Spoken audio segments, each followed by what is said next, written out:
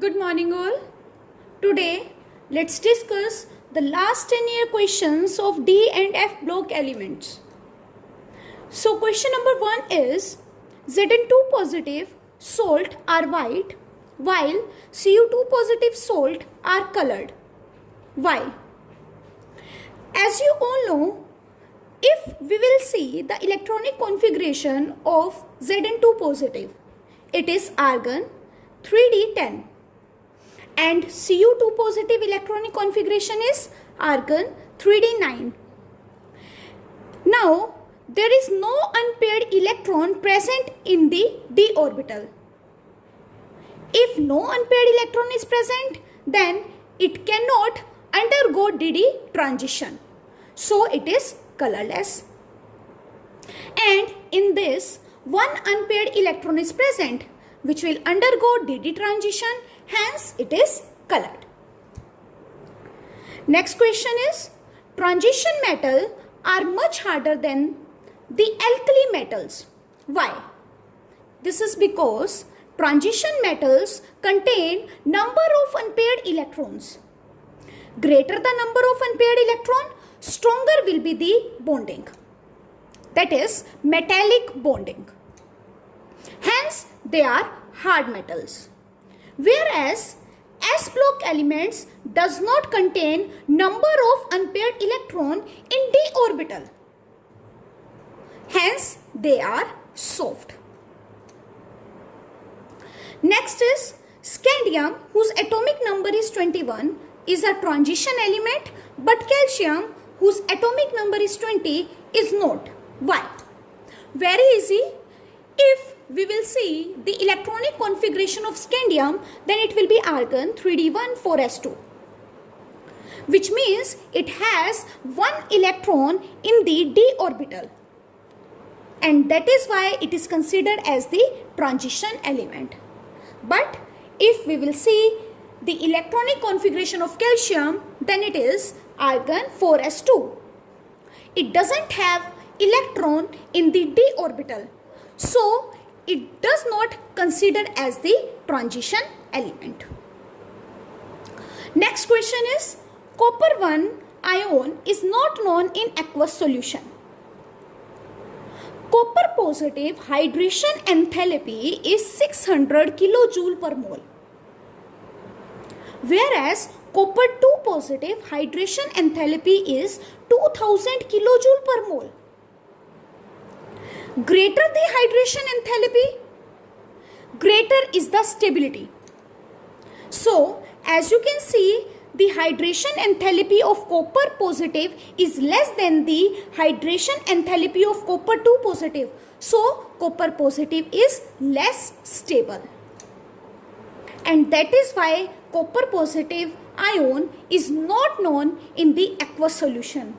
And in the aqueous solution, it will convert into Cu2 positive plus Cu. Means it will going to show the disproportionation reaction. Next question is, zinc is not considered as the transition element. Why? Again very easy.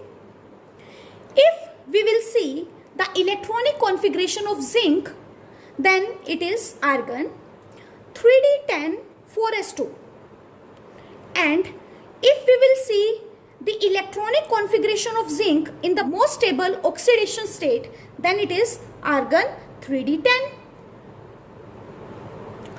So in this both you can see, as it contain fully filled d orbital in the ground state as well as in the most stable oxidation state, hence it is not a transition element.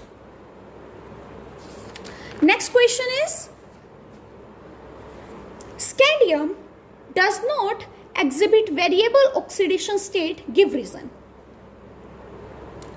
If we will see the electronic configuration of scandium, it is argon 3d1 4s2. It can lose one electron from the d orbital and two electron from the s orbital to form scandium 3 positive ion. and scandium 3 positive ion will going to get the noble gas configuration. It doesn't have many electrons in the d orbital like manganese to show the variable oxidation state. So scandium does not exhibit variable oxidation state. Next question is, transition element generally form colored compounds because transition element contains unpaired electron which can undergo DD transition, and hence they form colored compounds. Next is, transition element and their compounds act as a catalyst. Why? This is because, as you all know, transition metals have vacant d orbital. They show variable oxidation state and they have small size. So due to this, they act as a catalyst. The last question is, transition metal and their compound generally exhibit a paramagnetic behavior. Give reason. Because transition metals and their compounds contain unpaired electrons, and due to this they generally exhibit a paramagnetic behavior. So I hope you have understood these questions. That's all for today. Have a nice day ahead.